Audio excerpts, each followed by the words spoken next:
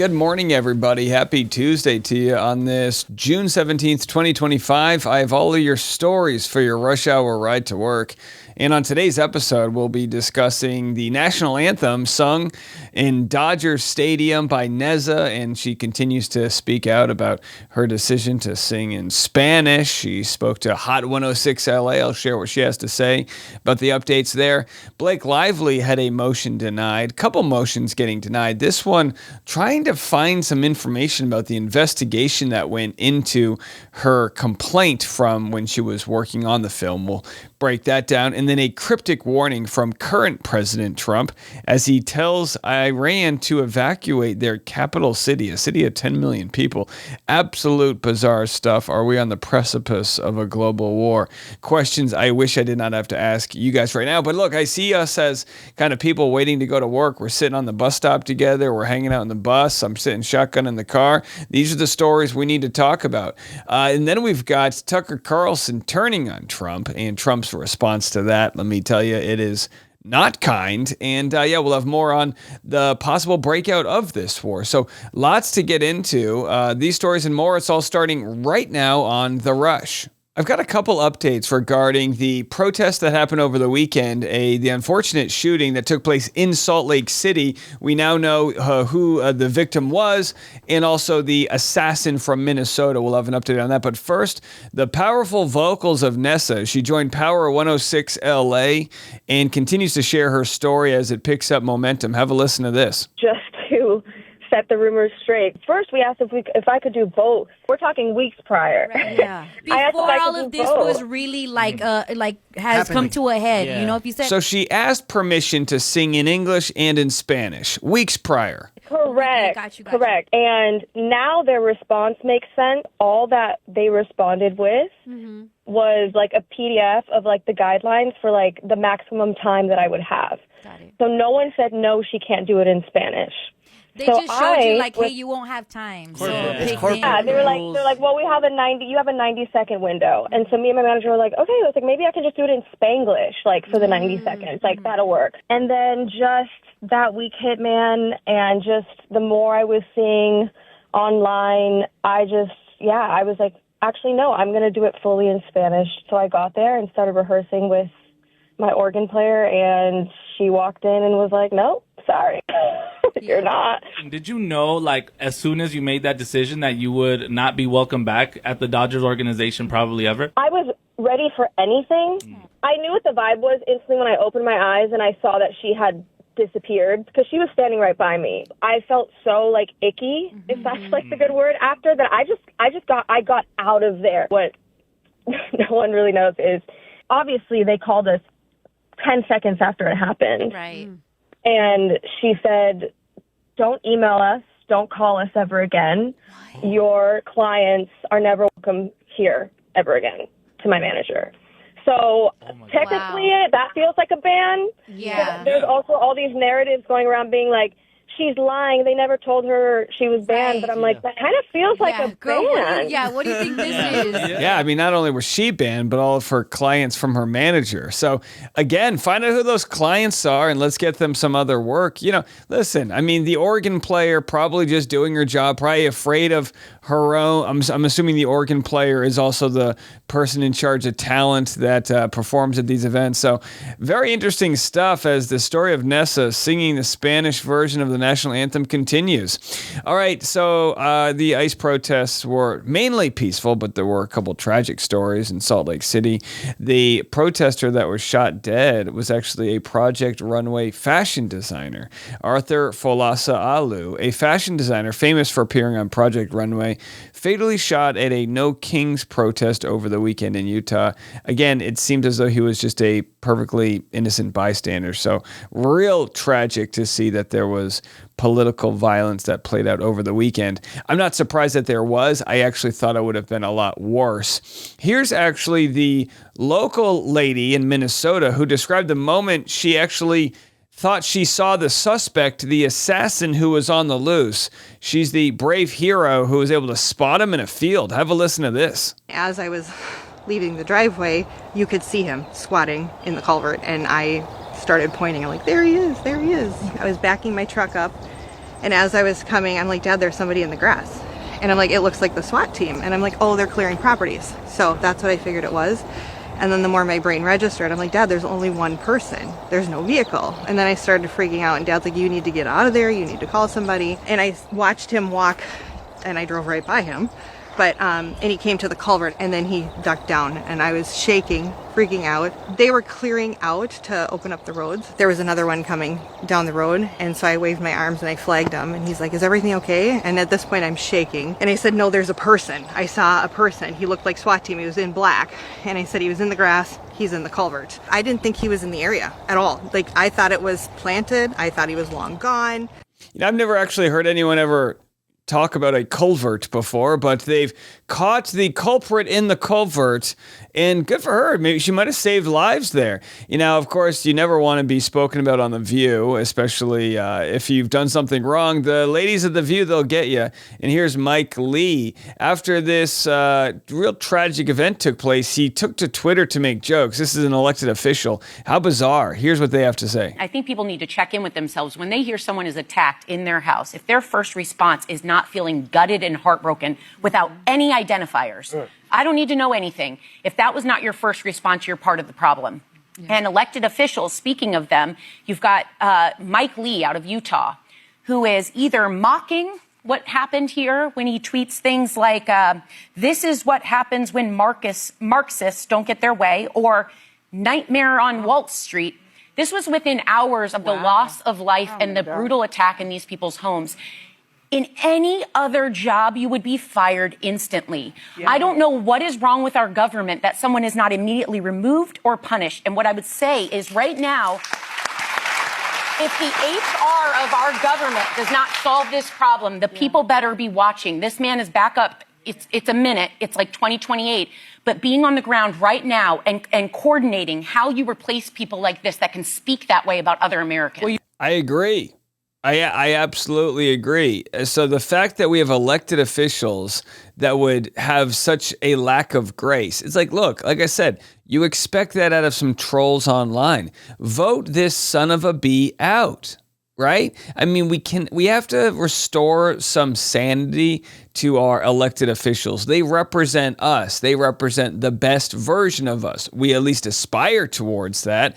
And this current world we live in, where you're jockeying to see who can be the first one to bash somebody else on Twitter to get some points for this political theater, it's disgusting. And it's like, this dude, what a little twerp. What else can you say, right? All right, I've got this very interesting story. I don't know if you guys have watched the Hulu docuseries on Alex Cooper. Again, she's one of the most famous podcasters out there, and she exposed her soccer coach from Boston University. Actually, she actually had to leave the team because the university decided to stand by the coach instead of her, and she had allegations of being harassed, where the coach would kind of get into her personal life and had this what seemed like some sort of weird lover kind of vibe towards her, and she spoke out about it for her first time. And now there's actually a group of women that are speaking out in support of the coach. TMZ Sports obtained a letter from a rep of BU women's soccer alumni signed by 99 former Terriers athletes, which states that while they do not look to diminish or discredit anyone's individual experience, they felt it was necessary to share their own perspectives as a united group. And then they said they never felt unsafe by Nancy Feldman's leadership. What's really crazy about this story is, why would Alex Cooper lie? She has literally no reason to bring this up. She's already filthy rich, a hundreds millionaire, and she'd finally decided to talk about this very bizarre relationship. But back in college, she did the right thing. Her parents, they logged all of the complaints. They came together, and the school seemingly did nothing about it. So she claims in her documentary. But if you want to check that out, it's out on Hulu right now. All right, coming up next, we've got an update on the Blake Lively, Justin Baldoni case, as Blake's offered another denial by the judge. That next. Yeah, it's 2 days in a row where Blake Lively got responses that she wasn't looking for from the judge. Essentially, this part of the pretrial, there's the judge, hearing what both sides want to present for the case, hearing what discovery they'll allow, which evidence they'll allow, and just really setting the deck for this case to take place. And the judge has now denied Blake Lively's motion to view Wayfair investigation documents in the Justin Baldoni legal battle.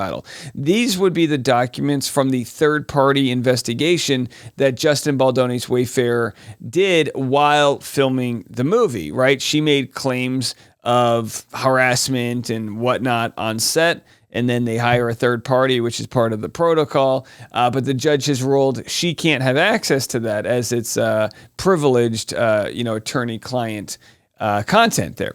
So according to court documents obtained by Us Weekly on Monday, June 12th, Judge Lewis Lyman denied Lively's motion to view Wayfair's investigation paperwork. The studio, which was co-founded by Baldoni, conducted an in-house investigation into Lively's allegations. Baldoni and Wayfair opposed Lively's motion.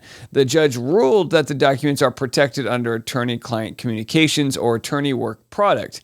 However, Wayfair and Baldoni are unable to use any of the protected information in their defense. Wayfair was legally obligated to investigate the concerns raised by Blake Lively and others about the on-set conduct of Justin and Jamie Heath as far back as May of 2023.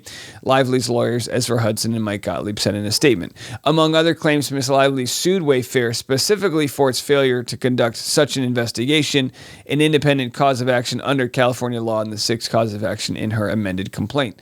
The statement continued, today the court ruled that while Wayfair is not required to produce documents related to the investigation, it only recently launched after it wrongfully sued Ms. Lively for $400 million, but it also can no longer rely on that belated effort as a legal defense because Wayfair failed to initiate any investigation at the time the concerns were raised. It has now effectively argued itself out of any defense to Ms. Lively's failure to investigate claim. Now, what's interesting is they say that he wrongfully sued her for $400 million, but the truth is the reason the judge dismissed that defamation claim was because Blake Lively said what she said about Justin Baldoni in her protected legal complaint. So it's a lot of legal, mumbo jumbo right now. But again, I don't think this hurts Baldoni at all, as I don't think there's really much she was going to share from whatever investigation they had. And it seems to me, as I kind of watch this, as Blake Lively is still looking for something to help her case, which again, not exactly what you want when you're accusing someone else of harassment, right? You'd think if you're accusing someone else of harassment, you would probably have some details ironed out from the time of that accusal. But most of what she has is easily explained away by Justin Baldoni's side, as they have already kind of presented that evidence publicly, and the vast majority of people agree with Justin that she doesn't have any proof that she harassed him, right? So that's kind of where it stands. There's also another interesting angle from this where Blake Lively is kind of trying to get correspondence to see if any content creators have been in discussion with Brian Friedman. I'm not exactly sure what her motivation is, but folks are arguing it seems as though she's trying to suck Brian Friedman into the case, maybe because that would make it so that he wouldn't be allowed to depose her because he would be a witness. Does that make sense? Which, by the way, would be a pretty interesting move by her because it seems as though Brian Friedman is very anxious to depose her. Whether it's him or somebody else, I don't know. I'm sure they're all going to be professionals at their job. So again, interesting stuff nonetheless. All right, I want to get into this insane story happening here. Our president of the United States of America truthed this, or tweeted, whatever the hell you want to call it. Iran should have signed the deal I told them to sign. What a shame and waste of human life. Simply stated, Iran cannot have a nuclear weapon. I said it over and over again.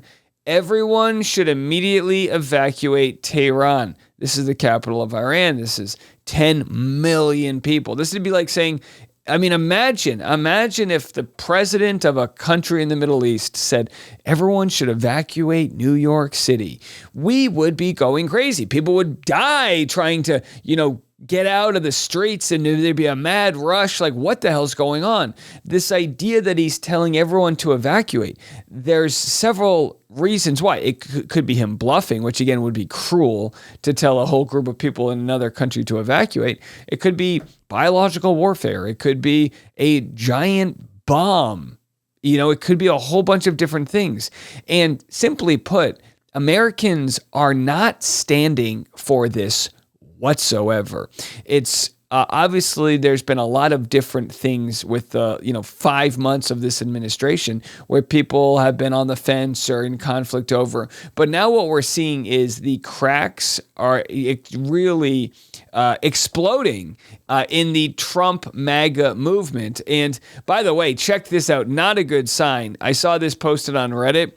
The Domino's near the, this is the Domino's in Washington, D.C., near the Situation Room, is spiking. Can you believe this? Overnight? And again, you might say, what the heck does this have to do with anything? Well, if there's a bunch of men about to go to war, chances are these dudes in the White House are ordering Domino's. This is not, by the way, I'm not saying this as a joke. They are actually logging the Domino's near, I guess, the Pentagon. I don't even know where this is, and showing that the one in Arlington, Virginia, is actually spiking. So maybe they're working hard overnight. I truly hope that we are not being sucked into a war, because it seems completely preventable, right? It seems completely preventable.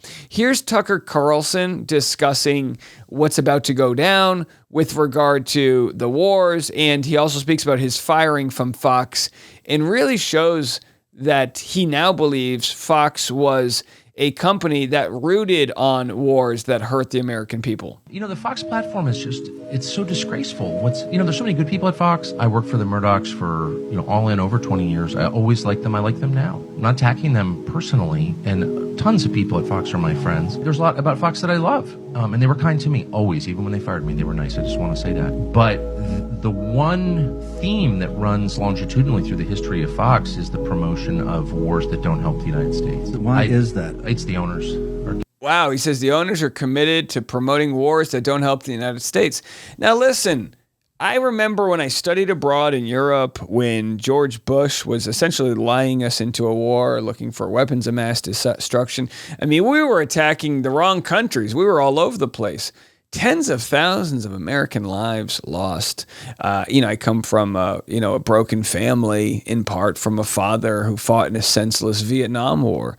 And for that reason, I'm so empathetic towards the sort of repercussions of war, what it does to the mind, what it does to the psyche, and how hard it can be for people to live a normal life thereafter. Not to mention all the families displaced and the money wasted and all of that. Well, Tucker Carlson, I mean, look, you say what you want. First of all, this Steve Bannon guy, he's a bad guy. I don't like these guys one bit. But to see them speaking out against this is at least a good sign. You're not going to convince me that the Iranian people are my enemy. Again, we're going down this here. Here's who you're required to hate. It's Orwell, man. I'm a free man. You're not telling me who I have to hate. I'll decide who I like and don't like on the basis of my values and what I believe my interests are. I don't want to be involved in this at all. And I think most Americans don't. And it's only because we're inexorably getting drawn into a war. By a tiny minority of people. You know what I mean? I'm just like, it's all so fake. I'm not playing along. I just don't want my country to be further weakened or destroyed by another one of these wars. And boy, if you can't connect the dots after 25 years of this, you're either too dumb to participate in the conversation, or you're, like Mark Levin, just a liar who doesn't care. Wow. Calling people too dumb to participate in the conversation. Now, the truth is, are there people in Iran saying death to America, death to Israel? Yeah. But why are they saying that? Well, in part because we're the ones, our country and our politics, meddling in their stuff. Now, Iran's, I mean, by all means, it's a country that, in a lot of ways does repress their people, and it's got a whole bunch of issues. But those issues aren't nearly as bad as the issues of being stuck in the center of a war. Trump responded to Tucker Carlson by saying, somebody please explain to kooky Tucker Carlson that Iran cannot have a nuclear weapon. And folks are arguing that this idea that they are close to a nuclear weapon is an idea that's been expressed by people for 20 to 30 years. This idea that they're going to have this weapon that's going to hurt us, therefore we have to preemptively strike them. Folks call it BS, that it's just BS. And, from all accounts, there's no sign that they actually do have that weapon. It's the same exact playbook as saying they were looking for weapons of mass destruction the last time we got into a never-ending war. Again, here's one more comment from this conversation where they're saying this will be the demise of Trump's MAGA movement. I am saying this because I'm really afraid that my country's going to be further weakened by this. I think we're going to see the end of American empire. Obviously, other nations would like to see that, and this is a perfect way to scuttle the USS America on the shoals of Iran. But it's also going to end, I believe, Trump's presidency and effectively end it. And so that's why I'm saying this. What do you mean by that? That's coming from you. That's look, I knew Bush. I knew George W. Bush. We had, family connections to Bush. I knew Bush. Personally, I still see Bush sometimes. And, of course, he hates me, and he does because I criticized him on Iraq. And that war is the sum total, from a historical perspective, of his administration. But I knew him, and he had all kinds of plans for the things that he wanted to do. But once domestically, right, to improve the country. Right. And you may agree or disagree, but in his mind, he wasn't just about the invasion of Iraq in March of 2000. Oh, no. He was going to redo Social Security. 100%, He had all that. 100%. All types of. He was going to take care of the entitlements issue. And he really thought it was going to work. Yep. And you could laugh at that or whatever, but the point is, the second you get enmeshed in a real war, not a fake, let's go bomb the villagers and declare success, though we don't even have a good track record. Why are they? All right, so yeah, what he's basically saying is look, this is going to be the one thing people remember him for. And a lot of folks that were supporting Trump said, look, this is going to be our president that's going to bring peace. He's going to bring us all together. Now, I don't know who the hell thought that would happen, judging by the rhetoric he's had for a long time. And I'm actually, quite frankly, confused right now. I don't know how much is Trump operating off of good information and how much of it is him being surrounded by people that would love to go to war, that would love the profits that come from it. You look at Bush, right? He was surrounded by Dick Cheney, who was formerly working with these defense contractors that were making a fortune, and all of the money from the military industrial complex that's made from going to war. I mean, heck, it's not a prideful thing to say that going to war boosts the economy because it spends all this money. It's these are American lives. These are the lives of innocent people in Israel, in Iran, that are now in bunkers, literally scared, huddling around their family, not knowing what's coming next, not knowing what's going to happen in Tehran. And while this is on the other side of the world, we literally have our bombers and military planes and all of the warships heading in that direction. And why? To protect ourselves? No, to agitate, to just get in the way. And this is what our taxpayer money goes to. So don't be fooled when they tell you there isn't enough money to pay for universal health care. Don't be fooled when they tell you got to go back to work because there's no paid family leave. Don't be fooled when they cut your SNAP benefit programs that give, food stamps to underprivileged families. Don't be fooled when they tell you the money isn't there. The money is there. Right now, it's floating out to the Middle East to start a new war. The money is there. So what can we do? Well, we can continue to, realize that by putting a coalition together of people that want to expose that, by getting, presidential candidates that don't take money from the organizations that benefit from these wars, you can really get back to America taking care of America. We don't have to be the global superpower that polices the whole world. We can barely take care of ourselves. There's lead in the pipes in Detroit. We don't have clean drinking water and kids are going to school hungry. You got to take care of yourselves. The crippling bridges. I don't mean this to sound like, such a doomer here. But as we're watching our country, our military, and, stretch itself thin, just remember, we don't have to participate in this. So talk to your friends, continue to get educated, and just know that as we protest and as we come together, we realize we have the strength in numbers to make these changes that take care of us, that start to, go back to taxing the wealthy and doing things that seem so far-fetched, but they don't have to be. We literally have control of that destiny. Let's reverse course. I'll give you any updates as they come. Honestly, I don't know how this is going to end, but I really hope I'm actually being alarmist right now, but I think we're kind of developing a pretty good track record of understanding what's going on. I mean, come on, the Pentagon is ordering pizza. That's not a good sign. All right, we'll be back this afternoon. We'll see you then. I'm Dave, and this is The Rush.